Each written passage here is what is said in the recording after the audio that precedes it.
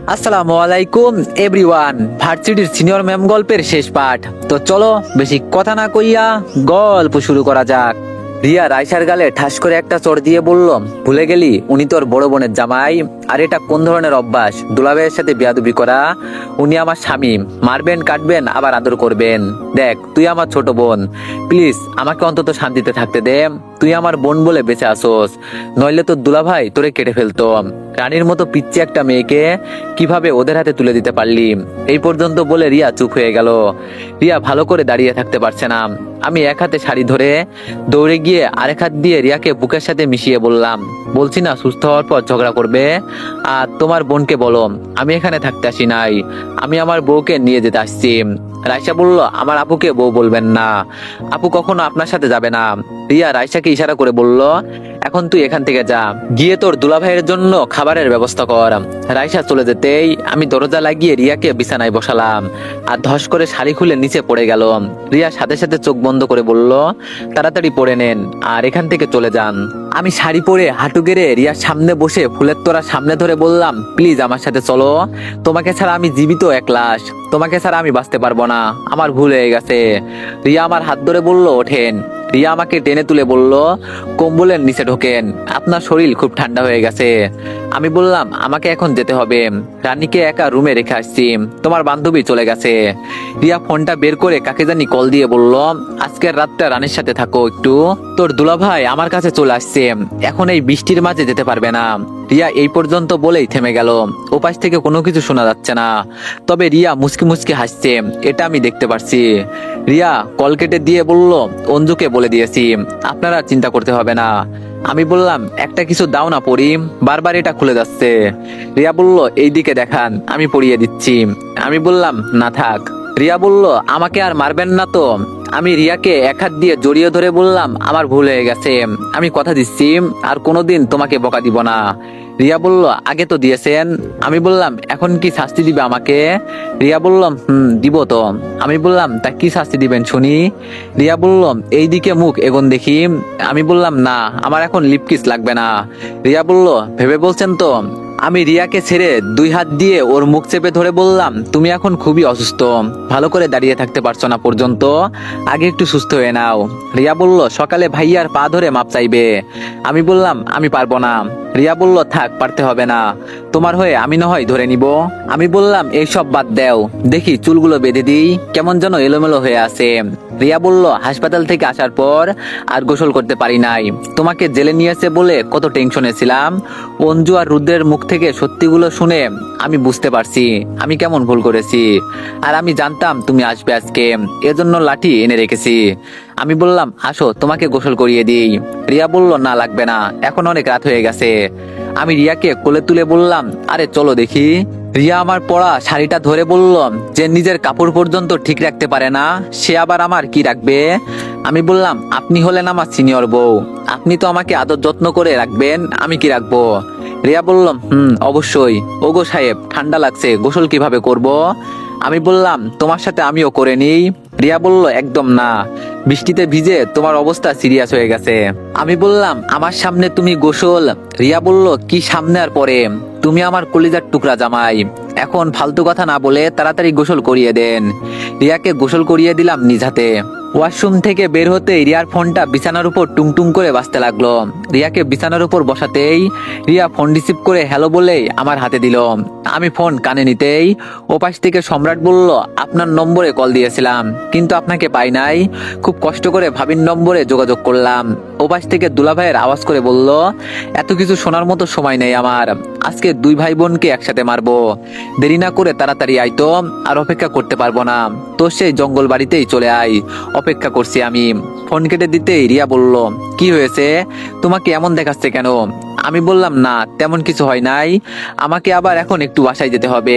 রিয়া আমার কলার চেপে ধরে বলল, আপনাকে আমি খুব ভালো করেই চিনি, আমাকে বলেন কি হয়েছে।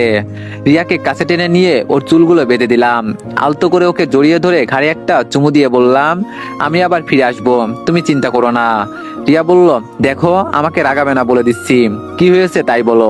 আমি বললাম, আচ্ছা শোনো তাহলে কি হয়েছে। আমি সংক্ষিপ্ত আকারে রিয়াকে সবকিছু বলে বললাম, এতদিন আমি ভুলছিলাম, আমি জানতাম আমার আপু কিছু করতে পারে না। রিয়া বলল, এখন তাহলে? আমি বললাম, এত চিন্তা তোমার করতে হবে না, তুমি ঘুমাও তো। রিয়া আমাকে জড়িয়ে ধরে বলল, আমি আপনাকে যেতে দিব না, আপনি গেলে যদি আপনার কিছু হয়ে যায়, আমি আর আপনাকে হারাতে চাই না। আমি বললাম, এই পাগলি, আমার কিছু হবে না, আমি আজকেই ফিরে আসবো এবং এই রাতেই ফিরে আসবো, এখন আমাকে ছাড়ো। রিয়া বলল, ফিরে আসবেন তো নাকি আবার? আমি বললাম, শুধু আপুকে নিয়ে আসবো, এখন আমাকে যেতে হবে। রিয়া বলল, আসেন আমি দরজা পর্যন্ত গিয়ে দিয়ে আসি। আমি বললাম, না তার দরকার নেই, যেখান দিয়ে এসেছি সেখান দিয়েই চলে যাব। রিয়াকে শক্ত করে চেপে ধরে বললাম, মন চাইছে তোমাকে কাছে পেতে, কিন্তু কোনো এক বাধা এসে আমাদের দূরে সরিয়ে দেয়, কাছে থেকেও আমি তোমার কাছে যেতে পারি না। রিয়া বলল, আজকে রাতে আমি আমার সবকিছু আপনাকে দিব, অপেক্ষায় আছি আমি, যাবেন আর আসবেন। আমি বললাম, গো। রিয়াকে ছেড়ে আবার জানালা দিয়ে লাফিয়ে বের হয়ে গেলাম। এখান থেকে আমি সরাসরি একটা ব্যাংকে চলে গেলাম। আমি এখন জানি আমার কি করা উচিত। ব্যাংক থেকে টাকা উঠিয়ে একটা ব্যাগ ভর্তি টাকা নিয়ে থানার দিকে যেতে লাগলাম। থানার ভিতরে গিয়ে দেখি পুলিশ কনস্টেবল সবাই মিলে বসে আড্ডা দিচ্ছে, আর আয়শা একটা চেয়ারে বসে ফোন চাপছে। এই মেয়েকে দেখলাম কিছুক্ষণ আগে বাড়িতে, এখন আবার থানায় চলে আসছে, হয়তো আমি ওদের বাড়িতে আছি বলে আসছে। রায়শা আমাকে দেখে এগিয়ে এসে বলল, কি চাই এখানে? আর তুই না আমার আপুর কাছে ছিলি, তাহলে এখানে কি করিস? রায়শাকে কিছু না বলে টেবিলের উপরে ব্যাগ থেকে 1 লাখ টাকার বান্ডিল রেখে কনস্টেবলদের উদ্দেশ্যে বললাম, আজকে এই রাতে শুধু আমার জন্য কাজ করবে তোমরা, আমি যা বলবো তাই করতে হবে। যদি আমার কথা শোনো তো এখান থেকে এই 1 লাখ টাকার একটা বান্ডিল নাও আর আমার সাইডে এসে দাঁড়াও। রায়শা তো রেগে মেগে বলল, তুই আমার থানায় এসে আমার লোকজনকে টাকা দিয়ে কিনে নিয়ে যাবি? এতই সহজ? আমি জানি ওরা মরে যাবে, তাও আমার কথা থেকে এক চুল পরিমাণ সরবে না। একটা কনস্টেবল এগিয়ে এসে বলল, শুধু এক রাতের জন্য তো আমি রাজি। এক কনস্টেবলের পিছনে পিছনে সব কয়টা এসে টাকার বান্ডিল হাতে নিল। রায়শা শুধু বোকার মতো আমার দিকে তাকিয়ে আছে, ও কোনো কথা বলছে না। আমি শার্টের ভিতর থেকে গোপন ক্যামেরা বের করে বললাম, আজকে রাতে আমার কথা যে শুনবে না তার চাকরি চলে যাবে।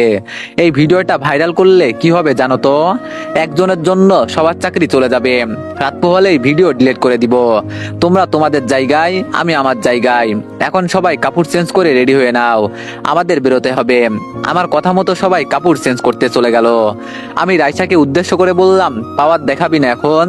আমি পারি না এমন কোনো কাজ নেই। সবাই আসতেই আমি বললাম, চলো এখন আমার সাথে। রায়শা সবাইকে আমার সাথে যেতে নিষেধ করছে, কিন্তু ওদের তো আমি আগেই টাকা দিয়ে ফেলেছি। থানা থেকে বের হয়ে ওদের সবকিছু বুঝিয়ে দিলাম কিভাবে কি করতে হবে। আমি একাই হেঁটে জঙ্গলের বাড়িতে চলে গেলাম। বাইরে অনেক ছেলে পিস্তল হাতে দাঁড়িয়ে আছে। আমি ওদের সামনে দিয়েই ভিতরে চলে গেলাম। ভিতরে গিয়ে দেখি সম্রাট সহ সবাইকে একসাথে বেঁধে রেখেছে। দুলাভাই আমার সামনে দাঁড়িয়ে বলল, কি শালা বাবু, কি খবর? আমি বললাম, আগে আমার আপু কোথায় তাই বল। দুলাভাই বলল, আরে ওয়েট, এত অস্থির হয়ে লাভ নেই, পরি ওর বোনকে এখানে নিয়ে আসো তো। দুলাভাইয়ের কথা মতো পরি একটা হুইল চেয়ারে ঠেলতে ঠেলতে আমাদের সামনে আসতে লাগলো। আপুর চেহারা দেখে আমার কান্না চলে আসলো। আপু আমাকে দেখে কান্না করতে করতে বলল, এতদিন পর আমাকে খুঁজে বের করতে পারলি। আমি তো আশা করেছিলাম যে আমার ভাই আসবে। অন্ধকারে বসে থাকতে থাকতে এখন আলো দেখতেও ভয় করে। আমাকে তোর সাথে নিয়ে চল ভাই প্লিজ। দুলাভাই হাসি দিয়ে বলল, আরে নিবে তো, এখান থেকে যাওয়া কি এতই সহজ মনে হয় তোর? দুলাভাই আপুর গালে ঠাস ঠাস করে 2টা চড় বসিয়ে বলল, তোরে দেখতেও আমার এখন ঘৃণা করে। আমি সাথে সাথে পিস্তল বের করে দুলাভাইয়ের মাথায় ঠেকিয়ে বললাম, আর একটা কথাও বললে তোর জায়গায় ভরে দিব। তোর লোকদের বল ওদের ছেড়ে দিতে। দুলাভাই ভয়ে ঢোক গিলে বলল, ওদের ছেড়ে দাও তাড়াতাড়ি। সম্রাট ছাড়া পেতেই আমি বললাম, আপুকে নিয়ে বাইরে যাও, আমি এই দিকটা দেখছি। দুলাভাই বলল, খুব বড় ভুল করছিস তুই, এর পরিণাম কি হতে পারে জানিস তো? আপু বলল, তাই? আমাকে বাঁচাতে হবে না, তুই চলে যা এখান থেকে। আমি যেমন আছি আমাকে তেমনই থাকতে দে। আমি সম্রাটকে ধমক দিয়ে বললাম, নিয়ে যেতে বলছি না তোমাকে, আর বাইরের ছেলেগুলোকে ভিতরে আসতে বলো, তাড়াতাড়ি করো। আমার কথা মতো সম্রাট তাই করলো। দুলাভাই বলল, তুই করতে চাইছিস কি বলতো? আমি বললাম একটু পর বুঝতে পারবি। দুলাভাইয়ের লোকজনগুলো ভিতরে আসতেই আমি তৈরি হয়েই দিলাম এক দৌড়। বাইরে গিয়ে দরজা বন্ধ করে আমি একটু দূরে গিয়ে বললাম, চালাও গুলি। এটা বলতে দেরি হয়েছে, আর সব কয়টা পুলিশ ঝাঁপিয়ে আমার সামনে দাঁড়িয়ে বাসার ভিতরে গুলি চালাতে লাগলো। একটার পর একটা গুলি চলছে শুধু। এক সময় সব কয়টা পুলিশ দরজা খুলে ভিতরে গিয়ে গুলি চালাতে লাগলো। সম্রাট এগুলো দেখে মাথায় হাত দিয়ে বলল, এটা কি করলেন স্যার? এরা তো দেখি সব কয়টাই পুলিশ, কিভাবে কি করলেন স্যার? আপনাকে আসলেই স্যালুট করার দরকার। আমি বললাম, এখন তুমি গিয়ে সবাইকে বের করে বাসার ভিতরে আগুন লাগিয়ে দাও, যাতে লাশের কোনো চিহ্ন না থাকে। আমার কথা মতো সম্রাট ভিতরে চলে গেল। আমি আপুর পায়ের কাছে বসে আপুকে জড়িয়ে ধরে বললাম, আমি জানতাম আমার আপু কখনো আমাকে অপমান করতে পারে না। আমি ভুলছিলাম। আপু কান্না করতে করতে আমার মাথা জড়িয়ে ধরে বলল, আমি জানতাম তুই আসবি, কিন্তু একটু দেরি করে ফেললি। যাই হোক, অবশেষে আমি আমার ভাইকে ফিরে পেলাম। তুই কি জানিস এইসব কেন হয়েছে? আমি বললাম, তোর কিছুই বলতে হবে না আপু, আমি সবকিছু জানি। তুই একটু বস, আমি সবাইকে বিদায় করে আসি। সম্রাট সহ সকল পুলিশ বাইরে আসার সাথে সাথে পুরো বাসায় দাউ দাউ করে আগুন জ্বলতে লাগলো। আর আমি সবাইকে সবকিছু বুঝিয়ে বিদায় করে আপুকে নিয়ে বাসার দিকে রওনা দিলাম। দরজায় কলিং বেল বাজাতেই অঞ্জু এসে দরজা খুলে দিল। আমার সাথে থাকা আপুকে দেখে অঞ্জু বলল, তাহলে ইনি কি? আমি বললাম, ইনি আমার বড় বোন হয়, আর ওনাকে এতদিন বন্দি করে রাখছিল দুলাভাই। এজন্য আজকে ওর পুরো গোষ্ঠী সহ মেরে আগুনে পুড়িয়ে দিয়েছি। অঞ্জু বলল, আপনি আর ভালো হবেন না দুলাভাই। আপু বলল, মেয়েটা কে রে তোরে দুলাভাই বলছে? আমি বললাম, আপু ও রিয়ার বান্ধবী। রিয়া রাগ করে বাসা ছেড়ে চলে গিয়েছিল, এজন্য আমি ওর কাছে গিয়েছিলাম আনতে। বাসায় আমার মেয়ে একা একা থাকবে বলে ওকে বলছে আসতে। অঞ্জু এক কাজ করে দিবেন? অঞ্জু বলল, বলেন দুলাভাই। আমি বললাম, আপুকে কষ্ট করে একটু গোসল করিয়ে দিবেন, সকালে রিয়া চলে আসবে। আপু বলল, থাক ভাই, দরকার নেই, আমি একা করতে পারবো। অঞ্জু হুইল চেয়ার টেনে ধরে বলল, আরে চলেন তো আপু। দুলাভাই আপনি একটু বসেন। অঞ্জু আপুকে ওয়াশরুমে নিয়ে চলে গেল। আমি চেয়ারে বসে চিন্তা করছি, আপুকে এখন থেকে আমাদের সাথেই রাখবো। কিছুক্ষণ পর অঞ্জু আপুকে নিয়ে বাইরে এসে বলল, হয়েছে।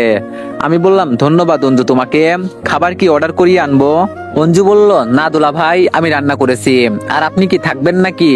আমি বললাম, না, যেতে হবে, রিয়া আমার জন্য অপেক্ষা করছে। আপুকে ঘুম পাড়িয়ে চলে যাব। অঞ্জু বলল, আচ্ছা যান, আমি ঘুমাতে গেলাম, দরকার পড়লে ডাক দিবেন। অঞ্জু চলে গেল। অঞ্জু যেতেই আপু বলল, আমি বন্দি আছি কয় বছর ধরে রে? আমি বললাম, এইসব চিন্তা করে মন খারাপ করিস না, আমি সকালে তোরে সবকিছু বুঝিয়ে বলবো, খেয়ে দে আগে, ঘুমিয়ে নে। আমি নিজ হাতে আপুকে খাইয়ে দিয়ে বললাম, থাকতে পারবি একা? আপু বলল, এখন আবার কই যাবি তুই? আমি বললাম, রিয়াকে বিয়ে করছি সেই কবেই, কিন্তু আজকে ওকে মেনে নিয়েছি। আর মেনে না নিয়ে কি করব বল? বেচারি আমার জন্য বিষ খেয়েছে। আপু আমার মাথায় হাত দিয়ে বলল, মেনে নিয়ে সংসার কর। আমার সেই পিচ্চি ভাইটা আজকে কত বড় হয়ে গেছে। আমি আপুকে বিছানা পর্যন্ত এগিয়ে দিয়ে এসে বললাম, সকালে রিয়াকে নিয়ে আসবো। আপু বলল, অনেক রাত হয়ে গেছে, এখন যাবি? আমি বললাম, আপু যেতে হবে, নইলেও রাগ করবে। আপু বলল, আচ্ছা তাহলে যাম। আমি বললাম, কোনো সমস্যা হলে অঞ্জুকে বলবি। বাসা থেকে বের হয়ে একা একাই হাঁটতে লাগলাম। এতদিন পর নিজেকে আজকে একটু হালকা হালকা মনে হচ্ছে। সব ঝামেলায় দূর করে দিলাম। রিয়ার বাসার সামনে গিয়ে আবার সেই মই দিয়ে বেয়ে বেয়ে উপরে উঠে গেলাম। উপরে উঠে দেখি রিয়া ঘুমাচ্ছে। আমি চুপটি করে ওর পাশে বসলাম। ওকে জাগানো এখন আমার ঠিক হবে না। হঠাৎ করে আমার কোমরে দুই হাত দিয়ে কেউ একজন জড়িয়ে ধরলো। ধুর, এখানে আবার কেউ একজন কোথা থেকে আসবে? তার মানে রিয়া এখনো জেগে আছে। আমি রিয়া দুই হাত ধরে বললাম, ঘুমাওনি এখনো? রিয়া আরো শক্ত করে আমাকে জড়িয়ে ধরে বলল, আমি জানতাম তুমি আসবে। আমি বললাম, রিয়া শোনো, কি হয়েছে? আমি রিয়াকে সবকিছু বলতে রিয়া বলল, আজকের পর থেকে যদি কারোর সাথে কোনো ধরনের ঝামেলা করতে দেখি না, তাহলে তোমার খবর আছে বলে দিলাম। আর আপু কি আমাদের মেনে নিবে? আমি বললাম, মানবে না কেন? যাকে ভালোবাসি সেই তো আমার জীবন সাথী হয়েছে। রিয়া বলল, এভাবে জড়িয়ে রাখতে আমার ভালো লাগছে না। আমি বললাম, সারা রাত এখানেই থাকবো ম্যাডাম, যত ইচ্ছে তত জড়িয়ে ধরেন, কেউ না করবে না। রিয়া বলল, আমি এভাবে তোমাকে জড়িয়ে ধরতে চাই না। আমি বললাম, তাহলে আর কিভাবে বলেন ম্যাডাম? রিয়া বলল, শাড়িটা খুলতে একটু সাহায্য করো না, খুব গরম লাগছে। আমি বললাম, এই মতলব কি তোমার? এই ঠান্ডার মাঝে আবার গরম কিভাবে লাগে? আর আমি আসি তো তোমার কাছে, আগে তুমি সুস্থ হয়ে নাও। রিয়া বলল, আপনাকে আজকে আমি আমার করে না পেলে আমি মরেই যাব, প্লিজ আমাকে ফিরিয়ে দিবেন না, আমি আপনার ভালো ভালোবাসা চাই। আমি গা থেকে শার্ট খুলে বললাম, আপনি যেভাবে চান সেভাবেই হবে, তবে সকালে আমাকে আবার বকা দিবেন না। রিয়া বলল, আমি মরে গেলেও কোনোদিন বলবো না আমার স্বামী অপরাধী। আর আপনার অডিয়েন্সদের বলেন চলে যেতে, ওরা তাকিয়ে দেখছে তো। আমি বললাম, বলতে হবে না, ওরা এমনি চলে যাবে। রিয়া আমার ঠোঁটগুলো আকারে ধরে নিল। ধীরে ধীরে আমরা আরো গভীরে যেতে লাগলাম। পরে যা হবার হবে, বিয়ে করে নেন তাহলে বুঝতে পারবেন পরে কি হয়েছিল। মাঝরাতে রিয়ার ডাকে ঘুম ভাঙলো। আমি ঘুম ঘুম চোখে তাকিয়ে বললাম, বলেন কি হয়েছে ম্যাডাম। রিয়া আমার মাথা ধরে বলল, কাপড় পরে নিন। আর কতক্ষণ এভাবে আমাকে জড়িয়ে রাখবেন? এখন তো ছাড়েন, গোসল করতে হবে। আর আপনিও চলেন। আমি বললাম, এই রাতে গোসল করব আমি? আমাকে কি পাগলা কুত্তায় কামড় দিয়েছে? রিয়া বলল, কিচ্ছু করার নেই সাহেব, বিয়ের পর এইসব করলে গোসল করতেই হবে, চলেন বলছি। আমি বললাম, না করলে কি হয় না ম্যাডাম? রিয়া বলল, এবার কিন্তু আমার খুব রাগ হচ্ছে বলে দিচ্ছি। রিয়াকে ছেড়ে দিতে রিয়া দাঁড়িয়ে কাপড় পরে নিল। কি আর করার, রিয়ার জোরাজুরিতে গোসল করে নিলাম। রিয়া আর আমি একসাথে গোসল দিয়ে আবার ঘুমিয়ে পড়লাম। সকালে ঘুম থেকে উঠে দেখি রিয়া আমার বুকের উপর মাথা রেখে সুন্দর করে ঘুমিয়ে আছে। দরজার বাইরে রাইসা ডাকাডাকি করছে। রিয়াকে সরিয়ে উঠে আমি দরজা খুলে বললাম, বিরক্ত করো না তো, যাও এখান থেকে। রাইসা বলল, আমি আপনাকে কিছু বলি নাই, আমি আমার আপুকে বলছি। পিছন থেকে রিয়া বলল, আমি তোর বড় বোন, আর তুই তোর দুলাভাইয়ের সাথে বিয়াদবি করিস। তোর মতো বোনের আমার দরকার নেই, আর কখনো আসবো না এই বাসায়। রিয়ার ভাইও এসে বলল, ঝামেলা করিস না তোরা। আমি রিয়ার হাত ধরে বললাম, চলো যাওয়া যাক, আর কখনো এই বাসায় আসবো না। আমি এখানে কিছু বলতাম, কিন্তু রিয়ার মুখের দিকে তাকিয়ে চুপ করে আছি। রিয়াকে কোলে তুলে সরাসরি বাসা থেকে বের হয়ে গেলাম। রিয়া কোল থেকে আমাকে জড়িয়ে ধরে বলল, মন খারাপ করলেন? আমি বললাম, আরে না, মন খারাপ করার কি আছে, রিক্সা ডাকবো কি? রিয়া বলল, না স্যার, এইসবের দরকার নেই, আপনি আমাকে কোলে করে বাসায় নিয়ে যান। আমি বললাম, আমার হাত বুঝি ব্যথা করবে না? রিয়া বলল, করুক, আমি মালিশ করে ঠিক করে দিব। আমি বললাম, সে না হয় বুঝলাম, আপনি যে কলেজের প্রিন্সিপাল, ছাত্রছাত্রীদের ভিতরে যদি কেউ দেখে তাহলে কি সম্মান থাকবে? রিয়া বলল, কি থাকবে আর কি চলে যাবে, তা দিয়ে আমি কি করব? আমার কাছে শুধু আমার স্বামী ইম্পর্টেন্ট। আমি বললাম, রিয়া শোনেন না। রিয়া বলল, গো বলেন। আমি বললাম, তোমাকে অনেক অনেক ভালোবাসি। রিয়া বলল, মা সোনা, আমিও তোমাকে ভালোবাসি। আমি কখনো ভাবি নাই এই একটা পিচ্চি ছেলে আমাকে এতটা পাগল করে দিবে। তুমি আমার সবকিছু কেড়ে নিয়েছো। তোমাকে ছাড়া আমি আর এক মুহূর্তও থাকতে পারবো না। তোমার জন্য আমি সবকিছু ত্যাগ করতে রাজি আছি। আমি বললাম, সে তো দেখলাম ম্যাডাম, মানুষ আমাদের দিকে কিভাবে তাকিয়ে আছে দেখো। রিয়া বলল, থাকবে, তাতে আমার কি? আমি বললাম, বাসার সামনে এসে গেছি, এখন তো নামো। রিয়া আমার কোল থেকে নেমে আমার হাত ধরে বলল, খুব ভয় লাগছে। আমি বললাম, কিচ্ছু হবে না। কলিং বেল দিয়ে দাঁড়িয়ে আছি। অঞ্জু দরজা খুলে দিতেই রানী আম্মু আম্মু বলে রিয়াকে জড়িয়ে ধরলো। আপু টিভির সামনে বসে খেলা দেখছে, আমাদের দেখে আমাদের দিকে নজর দিল। আমি রানীকে টেনে নিয়ে রিয়াকে বললাম, আপুর সাথে কথা বলো যাও। রিয়া আপুর পা ধরে সালাম করতে যাবে, তখন আপু রিয়াকে আটকে বলল, হয়েছে, সালাম করতে হবে না, বসো এখানে।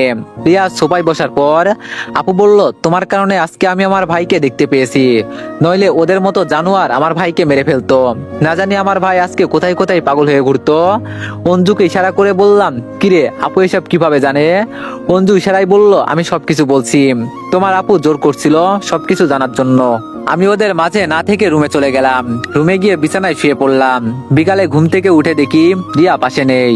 আপুকে জিজ্ঞেস করতেই বলল, কিচেন রুমে নাকি। আমি হেঁটে হেঁটে কিচেনে চলে গেলাম। গিয়েই রিয়াকে পিছন থেকে জড়িয়ে ধরলাম। রিয়া লাফিয়ে উঠে বলল, কে? আমি বললাম, আরে ম্যাডাম আমি। রিয়া বলল, ও তুমি? বাসায় সবাই আছে, কিন্তু ছাড়ো বলছি। আমি রিয়ার শাড়ির ভিতরে পেটের উপর হাত রেখে বললাম, ছাড়তে তো মন চাইছে না। রিয়া বলল, প্লিজ বাবু। আমি আরো শক্ত করে জড়িয়ে ধরে বললাম, ছাড়বো না। রিয়া আমার হাত গরম পাতিলের উপর চেপে ধরে বলল, এখন কেমন লাগছে?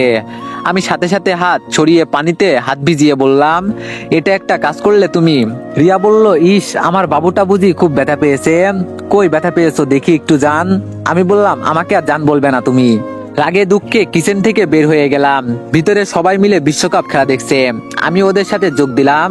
আপুকে আস্তে করে বললাম, আপু আমরা ফ্যামিলির সবাই মিলে কক্সবাজারে ঘুরতে যাই, ভালো হবে না?